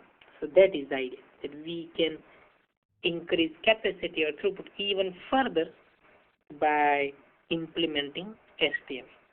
However, if you do not construct the beams properly, then we have potential for a lot of interference because now there is no orthogonality between these two users from the frequency domain perspective. We are using same subcarrier, so if the beams are not formed correctly, there could be very, very heavy in-cell interference. So the advantage is very, very high throughput, however, potential for interference as well. But by the time we do this, it may be several years down the road, very, very complex. So let me summarize the main idea behind MIMO, and then we'll answer the questions that we have received. So the basic idea behind MIMO or spatial multiplexing is, okay, this is single user MIMO, single user. So it means for a given user, we are reusing the subcarrier for data. So if I have one antenna here, F1, F2, let's say, another antenna here, again same subcarrier. And in this case, we are doubling the throughput because we are sending one modulation symbol from one subcarrier here, another modulation symbol from another antenna, but the same subcarrier. So this will basically increase the throughput by a factor of 2, approximately, if you are using 2 by 2 MIMO. If you have 4 by 4 MIMO, then you are increasing the throughput approximately by a factor of 4, because you are reusing the subcarriers now 4 times. So we have in that case 1, 2, 3, 4 antennas, all the antennas, same subcarrier. Okay. 1, 2, 3, 4, etc. So we are reusing the same subcarrier, but from different antennas. So we are sending now 4 modulation symbols from 4 antennas rather than 1 modulation symbol. So that will increase the throughput on paper by a factor of 4. But in practice, I have heard that maybe about 60 to 70% of theoretical gain you can get in practice. So on paper, in theory, 4 by 4 will increase throughput by 4, 2 by 2 will increase throughput by 2, but the practical gain would be less than that. But at least on paper you can easily see 2 by 2 will double the throughput, 4 by 4 will quadruple the throughput. That is the basic idea. That for a single user, for a given user, we are increasing the throughput by reusing the subcarriers. And in contrast, multi-user MIMO means that we are now reusing the subcarriers for different users, not same users, for different users. That is your STMA, different users. So two users in a given sector, right? Here you are giving F1, another user here F4. And the way you separate those users is through a bin, through space. Okay, one space here, another bin is formed in the direction of another user. Okay, now let's answer a couple of very good questions that we have received. Okay, the terminal is very small, and you can look at the question in the questions box. The terminal is very small, and the difference will be very small. Okay. So, will that cause interference? Okay, very good question. So, okay, so MIMO distance between antennas.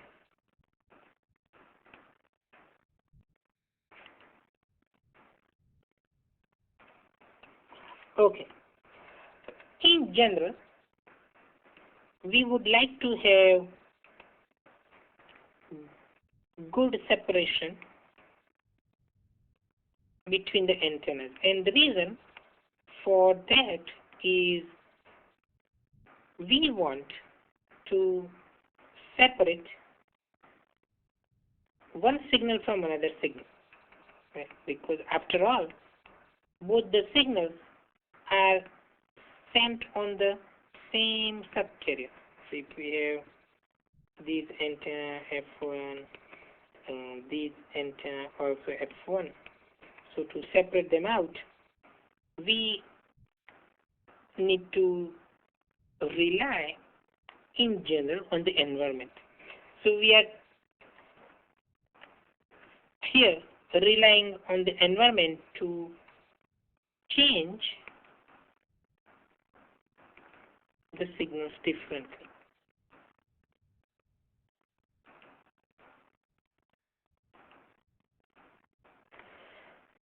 So let me give you one example. Let's say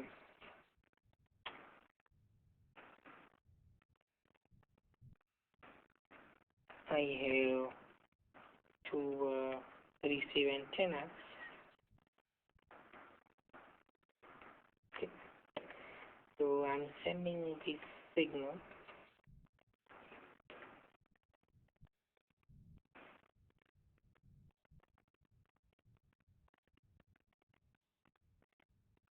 Okay. So when I'm receiving a signal here, okay, I'm getting let's say A plus B, and here I'm getting A minus B. So I'm sending A from here on F1. Okay. I'm sending B on F1. Okay. Now what happened? The environment made no change to this signal. So I got A here, I got A here. No change. I'm sending bit B from antenna 2, but the same subcarrier, right? So again, the environment did not do anything. My signal is the same as what I transmitted, so A plus B. So since I'm just observing F1, I'm getting the combined signal A plus B. Then we have second receive antenna. So for that, what happened? There is no impact on the path from antenna 1 to this receive antenna 1. Oh, sorry, to antenna 2. Yeah, so there is no effect. So whatever we transmitted same thing is received. However, we have now 180-degree phase shift.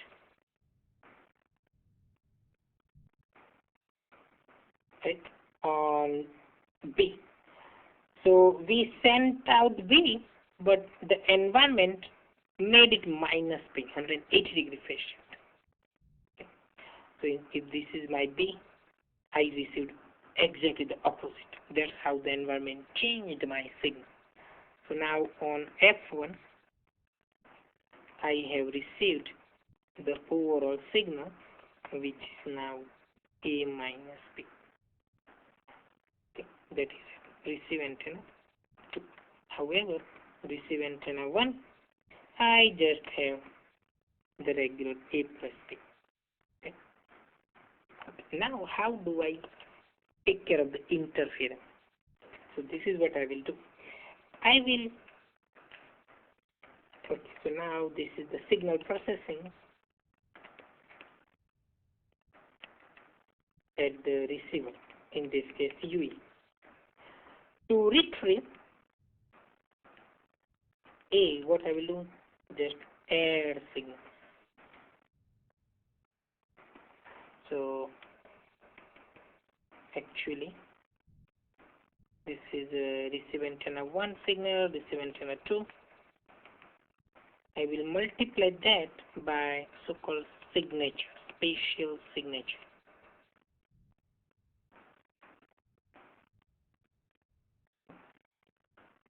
And that will amount to addition of the signals. But let's do the simple mathematics. I'm multiplying this A plus B, and then A minus B. So I got 2A. So I'm able to recover A. To recover my another information bit B, I will use another spatial signature.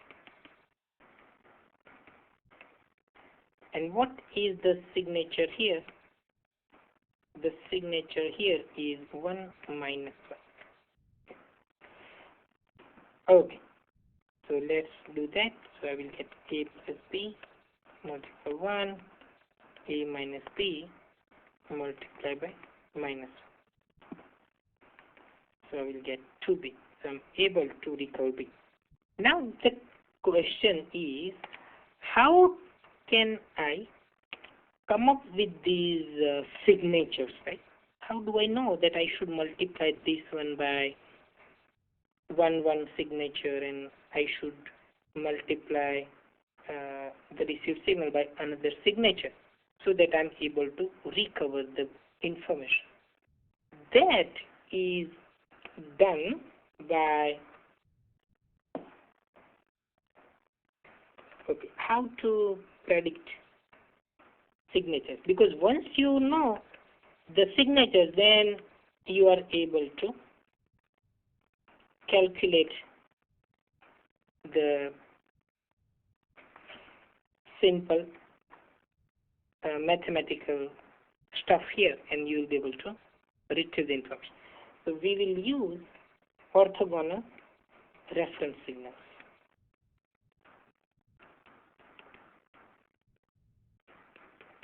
So we will say, oh, this signal here, and we have one reference signal, right? How it is received at two different receive antennas, and there is another transfer antenna, and how is that received? So that will tell us how the antenna is changing the signal. So 1, 1 corresponds to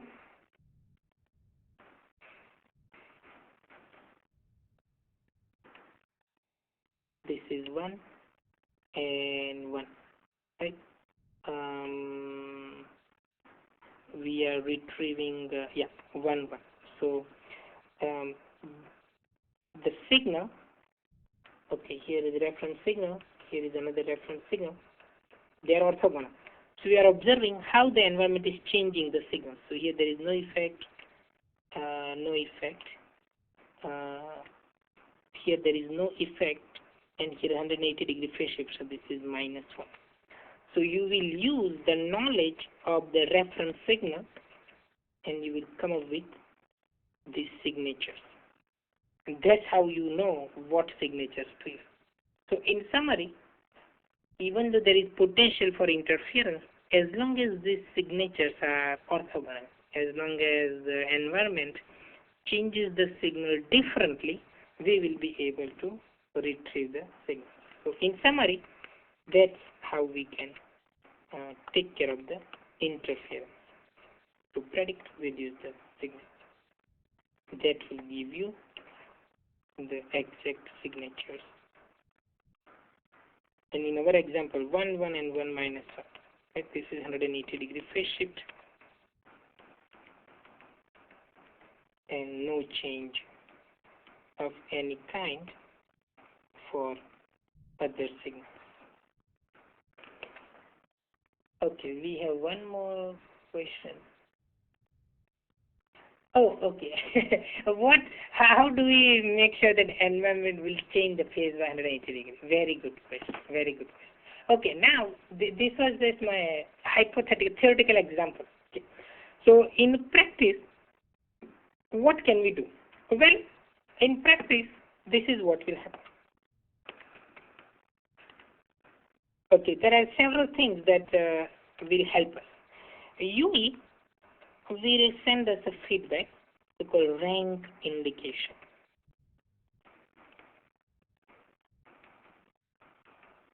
And this will tell the E node B how many antenna signals the UE can separate out.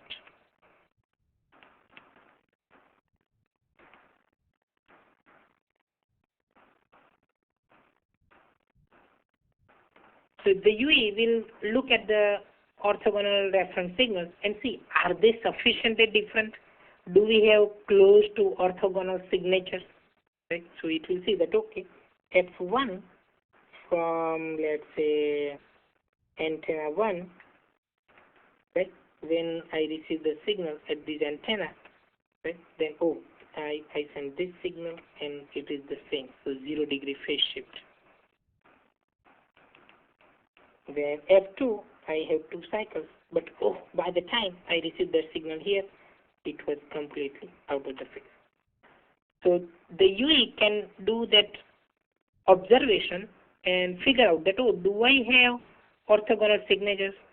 So if we have orthogonal signatures, then we will say that, oh, rank indication 2, if we can separate out 2 signals. If we have 4 different reasonably orthogonal signatures, by observing the reference signals, we can figure that out. Then we will send rank indication 4. Now E node we know that how many antenna signals the UE can separate out, and based on that it will send data on 1 or more antennas. But very good question. There is no guarantee that environment will make all these signatures orthogonal. So maybe we cannot separate any of those signals. In that case, only one antenna will be sending out the signal. So that is one aspect, that we have feedback on rank indication. There is another factor that we have, so-called pre-coding. Pre-coding, we are introducing specific phase shifts. Okay. And this is actually placing some structure or imposing some structure on the transmitted signal. So that could also help the spatial multiplexing technique to certain extent, okay? Because we are modifying the signals at the transmitter itself. But of course there are no guarantees, so we have to rely upon this kind of feedback. But very good question. Now are only 4 signature values available? So it's just very, very dynamic. So in general there are infinite values, right? Because you never know what exactly the environment is doing to your signal. So we are not talking about just orthogonality, right? We may have a non-orthogonal signature. Maybe we do not have fully orthogonal signature, but maybe they are reasonably distinct. So there may be some interference, but maybe we can live with that. As long as the receiver can separate the signals, we are okay. And that is the reason that MIMO type technique will work well when we have good channel conditions. When we have poor channel conditions, then it is difficult to estimate the channel and estimate those signatures, so-called spatial signatures. So MIMO is not for poor channel conditions. If you have poor channel conditions, then you need to do other techniques such as transmit diversity, and beamforming will be okay. Thanks for very good question.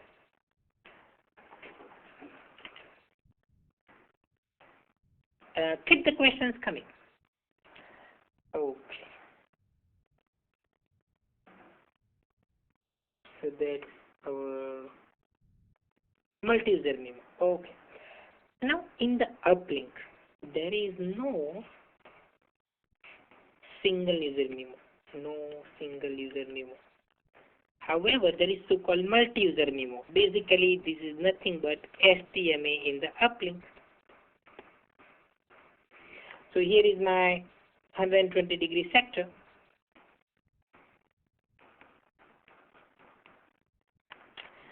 So what I have done is the following. I have this one UE. I have allocated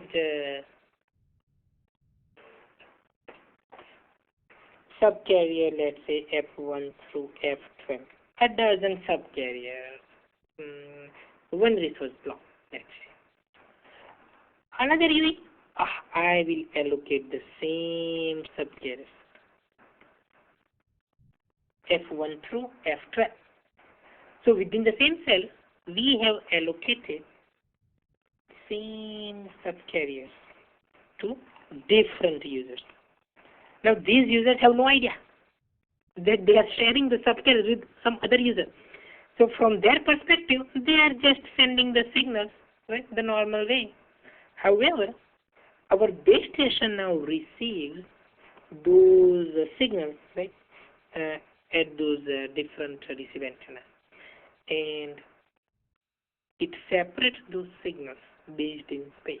So maybe there is one spatial signature for retrieving user 1's information bit A, and there is another spatial signature that is applicable to another user. So we can now separate the users in space through spatial signatures. But this one is up to the E node B. The UEs do not need to do anything special. Our E node B has looked at the reference signals, perhaps in the past. Right? We had some reference signals coming from these UEs, and based on that, we made a determination that it is easy to separate those reference signals for these two UEs. So they are good candidates for implementing multi-user MIMO. So in summary, we are able to reuse the subcarriers and increase the uplink cell throughput as long as the UEs can be separated through space, as long as the environment affects the signals differently. There is no guarantee, but the E node B can always look at the reference signals and determine whether it can separate the signals if they had been using the same subcarrier. So that will increase the throughput in the uplink. Now from the UE's perspective, we are just sending signal from one transmit antenna. We are not sending signals from multiple transmit antennas. As far as one UE is concerned, it is sending information from one transmit antenna, another UE, another transmit antenna. However, from the base station's perspective, we are getting two signals from two different antennas. But those antennas belong to two different users. In WiMAX, they also support this, and it is called CSM, Collaborative Spatial Multiplex. Collaborative Spatial Multiplex. So we basically have support for this in both the 4G technology.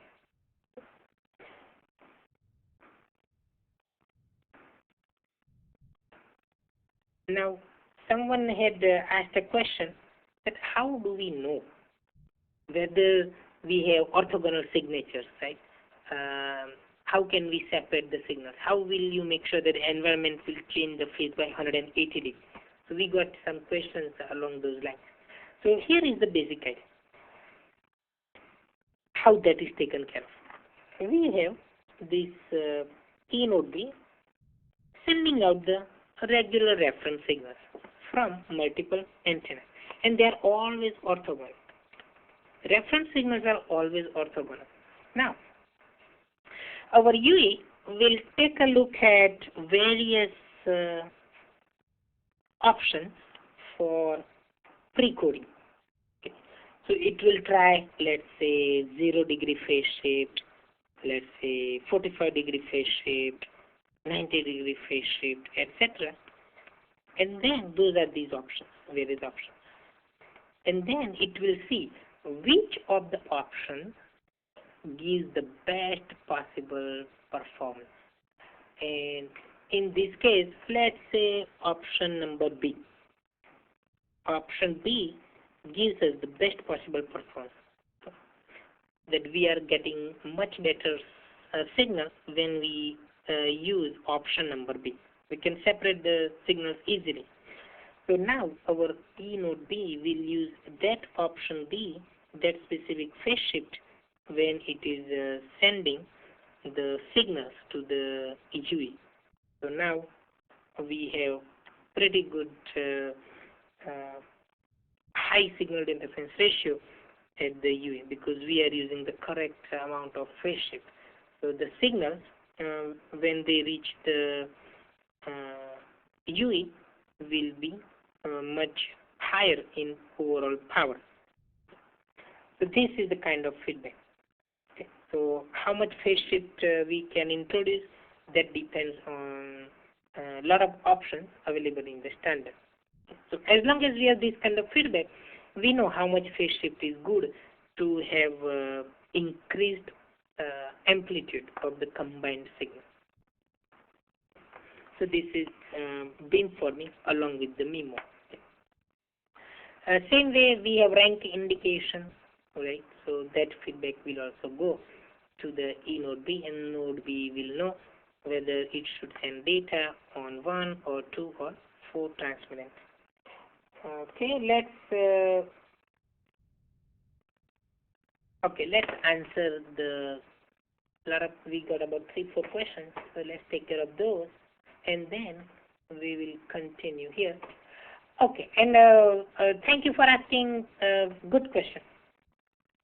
Okay, now how do you, and one question that we got is, how do you ensure good channel conditions? Yeah, I wish I knew. Okay, there is no way of ensuring that we have good channel conditions. However, the good news is that our UE is looking at these reference signals. Okay. So it will send CQI feedback, channel quality indicator. So if we have low values, let's say 1 or 2, then it means that we have poor channel conditions. However, if the UE is reporting a higher value, such as 14, 15, etc., then we know that we have excellent channel conditions. So use the CQI, then PMI, pre-coding matrix indicator, PMI here, and then RI, rank indication. Use those 3 feedback quantities to make a final decision on what technique to use and so on. So, as E node B, we will get those types of feedback, and then we will know whether to use MIMO technique or we should just use the transmit diversity technique, which was your SFBC. as we discussed, space, frequency, block coding. Another question, E node B allocates fast. Oh, okay. So if the UE is experiencing fast fading, then what? Okay. Now, these antenna techniques are intended to work slowly. Okay. So you change from one kind of antenna mode to another antenna mode, meaning MIMO spatial multiplexing type mode to transmit diversity type mode. So you do those kinds of switching of the antenna modes slowly through RRC signaling, so on the order of tens of milliseconds. You are not switching from one antenna mode to another every subframe. So it is supposed to work slowly. So on average, how good the channel conditions are. On average, what is the CQI value? Based on that, we will make a determination on what kind of mode to use. Now, once you are inside a specific mode, let's say spatial multiplexing mode. Now, within that mode, should we use one antenna, two antennas, four antennas for transmission? That would be quite quick. So that a kind of change we can do every subframe. So if we continue to operate in MIMO, in one subframe I may use two antennas, maybe another subframe I will use four antennas and so on. That is possible. But the actual mode, MIMO versus transmit diversity, that is changed slowly through RRC signals. Good question. But we are not trying to react to fast fading. We can react to the path loss and we can react to long-term fading, and we can react to short-term fading if the user is moving slowly, pedestrian or fixed wireless type scenario. But if we are driving on a highway, then we are not trying to react to that kind of fast fading with the antenna technique. So on average, we will observe that, oh, this user has relatively low CQI because the user is driving on a highway, for example. Then we will rely on other techniques, not MIMO techniques. But good question. So in summary, the antenna technique switching, going from one type of technique to another, that occurs slowly, not every subframe, but on the order of tens of milliseconds or 100 milliseconds, something like that. How does the UE send pre-coding metrics? Is it the control channel? Yes. This is going over the uplink control channel. And if you have the traffic channel, then you can also send that information over the physical uplink shared channel. But in general, yes, control channel will give us that information. Okay, so you guessed it correctly. It is on the control channel. And how often can we send this kind of feedback? It is completely up to the E node B to configure the UE. So it is possible that E node B tells the UE, send me this kind of report maybe every 10 milliseconds or every 2 milliseconds, but as fast as every subframe. So we could potentially request the UE to send CQI, PMI, RI type reports every subframe, even though that may be too much, but it is possible. At every 1 millisecond subframe, we could get some sort of feedback. Good question. Again, we appreciate your questions. Keep those coming.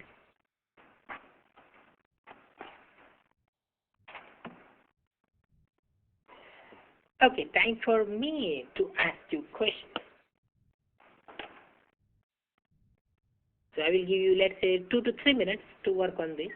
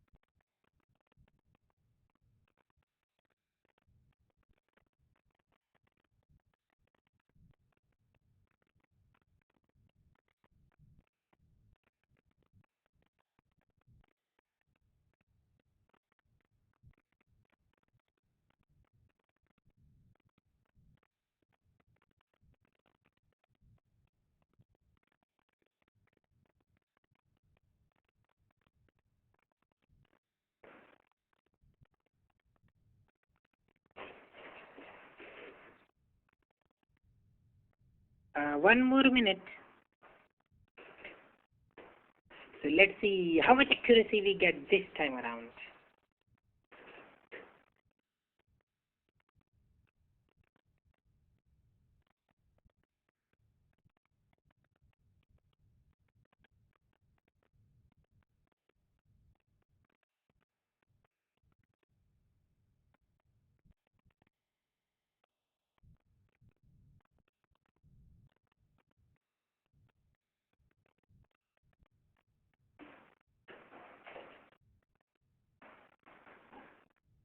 Twenty seconds.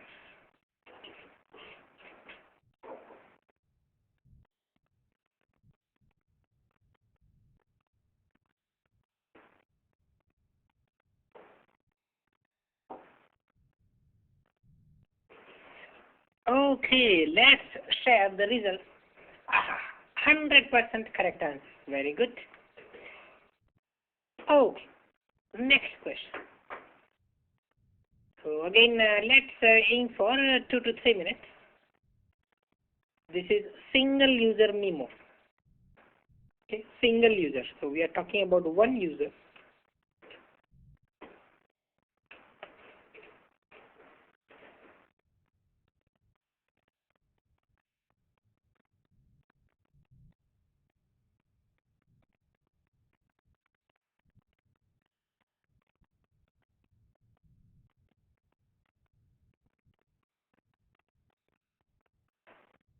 And no need to rush. Take your time.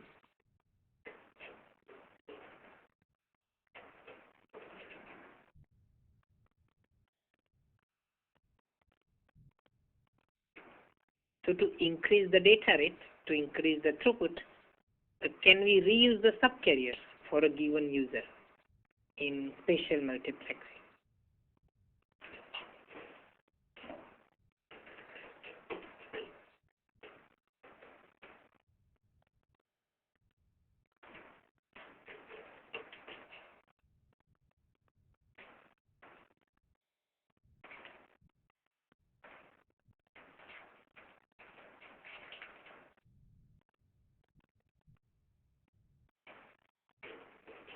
Okay, and we are talking about single user. Okay, we are not talking about the SDMA or multi-user MIMO. We are talking about one user, and we are doing spatial multiplexing. So we are indeed using multiple transfer antennas.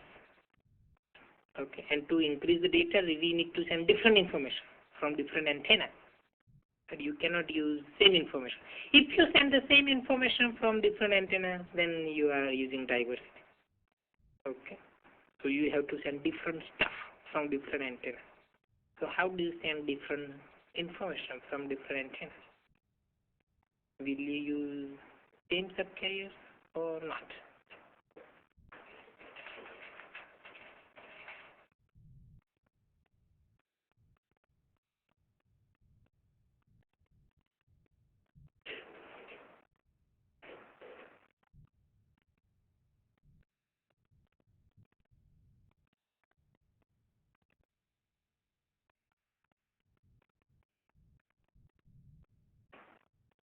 Thirty seconds to go.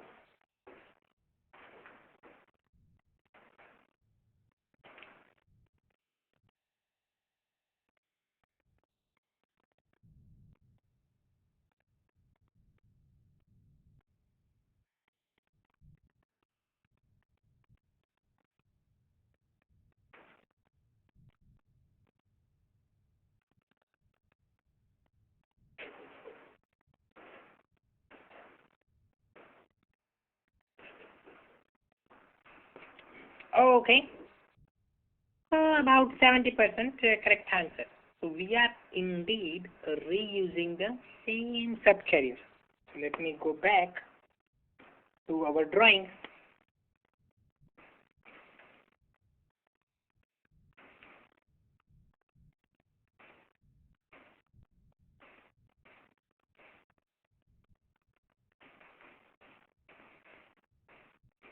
Okay, single user MIMO, spatial multiplexing.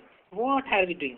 We have a user, single user MIMO. So for a given user, we are reusing the subcarrier. So from one transmit antenna, let's say I have one subcarrier. This is another transmit antenna. I am reusing the same subcarrier. Okay. So one subcarrier will carry one modulation symbol, another subcarrier will carry another modulation symbol. So we are able to reuse the subcarrier, right?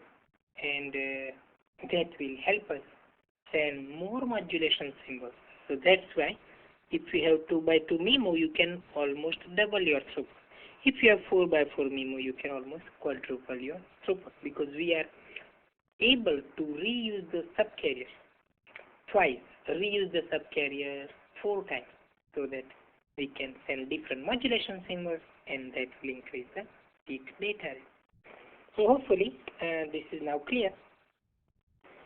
Okay, let's go back. Okay, you cannot relax yet. One more question.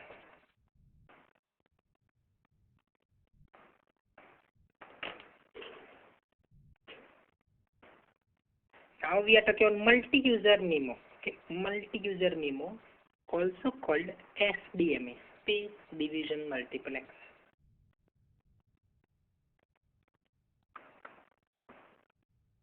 Multi-user, multiple users in a given cell. Can we reuse the subcarriers or not? In case of SDMA. No need to rush. Take your time.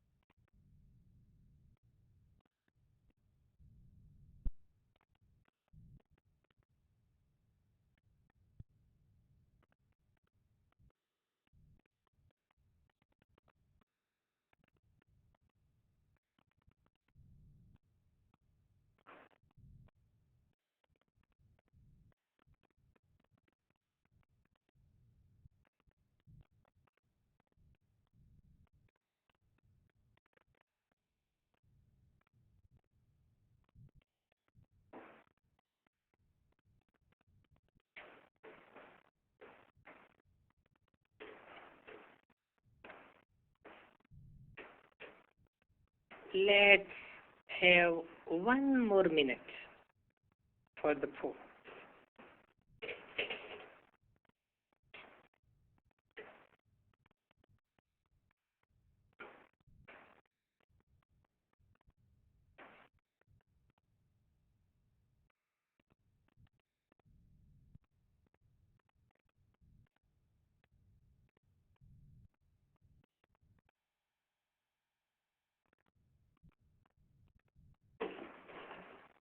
Ten seconds.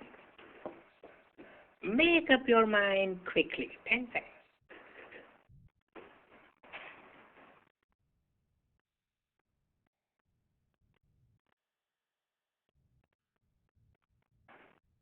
Okay, let's share the results.